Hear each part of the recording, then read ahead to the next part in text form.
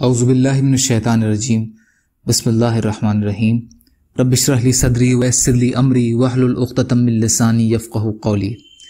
منتخب احادیث اکرام مسلم، مسلمانوں کے حقوق۔ حضرت نعمان بن بشیر رضی اللہ تعالی عنہ روایت کرتے ہیں کہ رسول اللہ صلی اللہ علیہ وسلم نے ارشاد فرمایا، مسلمانوں کی مثال ایک دوسرے سے محبت کرنے، ایک دوسرے پر رحم کرنے اور ایک دوسرے پر شفقت اور مہربانی کرنے میں بدن کی طرح ہے۔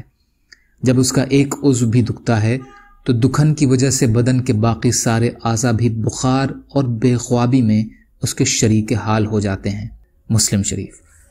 حضرت معاذ رضی اللہ تعالی عنہ فرماتے ہیں کہ میں نے رسول اللہ صلی اللہ علیہ وسلم کو یہ ارشاد فرماتے ہوئے سنا، اللہ تعالیٰ کی رضا اور خوشنودی کے لیے آپس میں ایک دوسرے سے محبت کرنے والے عرش کے سائے میں ہوں گے، جس دن عرش کے سائے کے علاوہ کوئی سایہ نہ ہوگا۔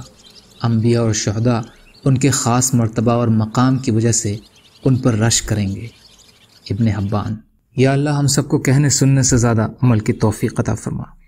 یا اللہ صبر کرنے والا، شکر کرنے والا اور اچھی طرح عبادت کرنے والا بنائیے۔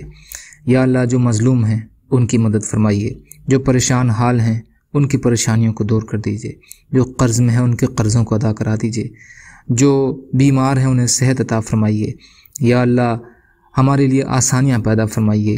یا اللہ دین کا کام کرنے والا بنائیے۔